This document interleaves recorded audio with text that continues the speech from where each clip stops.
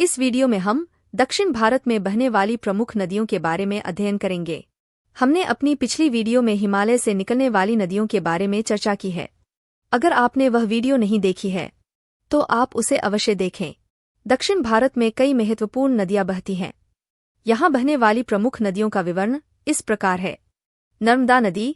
नर्मदा नदी का उद्गम अमरकंटक, मध्य प्रदेश से होता है। इसकी लंबाई लगभग 1312 किलोमीटर है। नर्मदा नदी मध्य प्रदेश से गुजरते हुए गुजरात में अरब सागर में मिलती है। यह एकमात्र प्रमुख नदी है जो पश्चिम की ओर बहती है और यहाँ कई प्रमुख जलाशय और परियोजनाएं हैं। नर्मदा नदी दक्षिण भारत के कृषि, जलवायु और जीवन के लिए अत्यधिक महत्वपूर्ण है। ताप्ती नदी। ताप्ती नदी का उद्गम सतपुड़ा रेंज, मध्य प्रदेश से होता है। इसकी लंबाई लगभग 724 किलोमीटर है। यह नदी महाराष्ट्र और गुजरात के विभिन्न हिस्सों से बहती हुई अरब सागर में मिलती है। तापी नदी भी पूर्व से पश्चिम की ओर बहने वाली नदी है। ताप्ती नदी कृषि और जल आपूर्ति के लिए महत्वपूर्ण है। गोदावरी। गोदावरी नदी का उद्गम महाराष्ट्र के त्र्यंबकेश्वर से होता है। इस नदी की लंबाई लगभग 1465 किलोमीटर है। यह नदी तेलंगाना, आंध्र प्रदेश से होते हुए बंगाल की खाड़ी में मिलती है तथा दक्षिण भारत की सबसे लंबी नदी है। गोदावरी नदी को दक्षिण की गंगा तथा वृद्ध गंगा के नाम से भी जाना जाता है। नासिक में गोदावरी नदी के तट पर ही कुंभ मेला लगता है। गोदावरी नदी की प्रमुख सहायक नदियां निम्नलिखित हैं। प्राणहिता। यह गोदावरी की सबसे बड़ी सहायक नदी है और इसमें 3 नदियों का संगम होता है, वर्धा, पैंगंगा और वैनगंगा। इंद्रावती। यह छत्तीसगढ़ राज्य से निकलकर गोदावरी में मिलती है और इसे छत्तीसगढ़ की जीवन रेखा भी कहा जाता है। मंजीरा।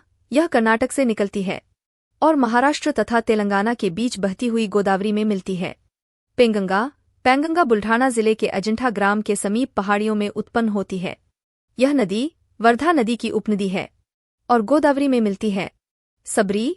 यह ओडिशा और छत्तीसगढ़ राज्यों से निकलकर गोदावरी में मिलती है। प्रवरा। यह महाराष्ट्र के अहमदनगर जिले से निकलती है और गोदावरी में मिलती है। दूधी। यह तेलंगाना में स्थित एक प्रमुख सहायक नदी है। ये सभी नदियां गोदावरी के जल प्रवाह को बढ़ाने और उसके सिंचाई क्षमता में योगदान देती हैं। कृष्णा। कृष्णा नदी का उद्गम भारत के महाराष्ट्र राज्य के महाबलेश्वर से होता है। इसकी लंबाई लगभग 1400 किलोमीटर है। कृष्णा नदी कर्नाटक, आंध्र प्रदेश से होते हुए बंगाल की खाड़ी में मिलती है। इसका जल कृषि और जल संसाधनों के लिए महत्वपूर्ण है तथा कई प्रमुख जलाशयों और सिंचाई परियोजनाओं के लिए उपयोगी है। कृष्णा नदी की प्रमुख सहायक नदियां निम्नलिखित हैं। तुंगभद्रा। यह कर्नाटक और आंध्र प्रदेश में बहती है और कृष्णा नदी की सबसे महत्वपूर्ण सहायक नदी मानी जाती है। भीमा। यह महाराष्ट्र से निकलती है और कर्नाटक एवं आंध्र प्रदेश से होकर बहती है। घाटप्रभा। यह कर्नाटक से निकलकर महाराष्ट्र में कृष्णा नदी में मिलती है। मूसी। यह हैदराबाद से होकर बहती है और आंध्र प्रदेश में कृष्णा नदी में मिलती है। कोयना। यह महाराष्ट्र से निकलकर कृष्णा नदी में मिलती है। मालप्रभा। यह कर्नाटक में निकलकर कृष्णा नदी में मिलती है। ये सहायक नदियां कृष्णा नदी के जल प्रवाह को बढ़ाने और उसकी सिंचाई एवं जलविद्युत उत्पादन क्षमता में योगदान देती हैं। कावेरी। कावेरी या कावेरी नदी दक्षिण भारत की एक बहुत ही पवित्र नदी मानी जाती है। यह पश्चिमी घाट में ब्रह्मगिरी पहाड़ी से निकलती है और बंगाल की खाड़ी की ओर बहती है। यह पवित्र नदी कर्नाटक और तमिलनाडु के हृदय स्थल से होकर गुजरती है। कावेरी नदी की लंबाई लगभग 800 किलोमीटर है। कावेरी नदी कृषि के लिए महत्वपूर्ण है तथा कावेरी डेल्टा तमिलनाडु का एक प्रमुख कृषि क्षेत्र है। कावेरी नदी की प्रमुख सहायक नदियां इस प्रकार हैं। भवानी नदी। यह तमिलनाडु में बहने वाली एक प्रमुख सहायक नदी है। अमरावती नदी। यह तमिलनाडु में कावेरी की एक महत्वपूर्ण सहायक नदी है। नौयनार नदी। यह भी एक प्रमुख सहायक नदी है जो कावेरी में मिलती है। काबिनी नदी।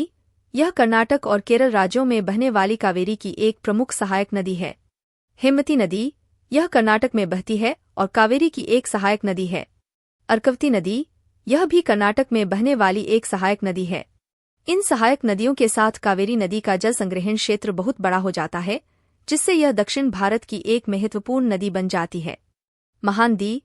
महानदी प्रणाली ओडिशा राज्य की सबसे बड़ी नदी और प्रायद्वीपीय भारत की तीसरी सबसे बड़ी, गोदावरी और कृष्णा नदी के बाद नदी है। इस नदी का जलग्रहण क्षेत्र छत्तीसगढ़, मध्य प्रदेश, ओडिशा, झारखंड और महाराष्ट्र तक विस्तारित है। महानदी का उद्गम छत्तीसगढ़ के रायपुर जिले में सिहावा के निकट से निकलती है। इसकी लंबाई लगभग 858 किलोमीटर है। यह नदी ओडिशा से होते हुए बंगाल की खाड़ी में मिलती है। महानदी का जल प्रमुख सिंचाई और जल संसाधनों के लिए महत्वपूर्ण है। इन नदियों का दक्षिण भारत की जीवनधारा, कृषि, जल आपूर्ति और पारिस्थितिकी तंत्र में महत्वपूर्ण योगदान है। पद्मा नदी का उद्गम पश्चिम बंगाल से होता है। पद्मा नदी गंगा नदी का ही दूसरा नाम है, जो पश्चिम बंगाल में प्रवेश करते ही पद्मा के नाम से जानी जाती है। इसकी लंबाई लगभग 1200 किलोमीटर है। यह नदी पश्चिम बंगाल से होते हुए बांग्लादेश में बहती है। पद्मा नदी बांग्लादेश के प्रमुख नदियों में से एक, कृषि और परिवहन के लिए महत्वपूर्ण है। पेन्ना नदी, जिसे पेन्नारू, पेन्नाई या पेन्नार के नाम से भी जाना जाता है, दक्षिण भारत की एक प्रमुख नदी है। इस नदी का उद्गम कर्नाटक के नंदी हिल्स से होता है। यह आंध्र प्रदेश और तमिलनाडु राज्यों से होकर बहती है। नदी की कुल लंबाई 597 किलोमीटर है और यह बंगाल की खाड़ी में जाकर मिलती है। इसके जल का उपयोग मुख्य रूप से सिंचाई के लिए होता है। ब्राह्मणी नदी, यह ओडिशा की दूसरी सबसे बड़ी नदी, पहली महानदी है। ब्राह्मणी नदी भारत के ओडिशा राज्य में बहने वाली एक ऋतुनिर्भर नदी है, यानी यह वर्ष के कुछ महीनों में ही बहती है। यह शंख नदी और दक्षिणी कोयल नदी के संगम से आरंभ होती है। इस नदी की लंबाई लगभग 799 किलोमीटर है। ब्राह्मणी नदी डेल्टा के अंतर्गत भितरकनिका वन्यजीव अभयारण्य आता है। उड़ीसा की प्रमुख नदी महानदी, ब्राह्मणी, कालिंदी और वैतरणी है और यह झारखंड, छत्तीसगढ़ एवं ओडिशा में बहती है और बंगाल की खाड़ी में मिलती है। ब्राह्मणी नदी छोटी नदी होने के बावजूद यह कृषि और सिंचाई के लिए महत्वपूर्ण है। अगर आपको हमारा वीडियो अच्छा लगा हो तो वीडियो को लाइक करें और ऐसी तक की जानकारी के लिए हमसे जुड़े रहें और हमारे चैनल को सब्सक्राइब जरूर कर ले और बेल आइकन को प्रेस कर दे, जिससे हमारे आगे आने वाली वीडियो की नोटिफिकेशन आपको मिल सके।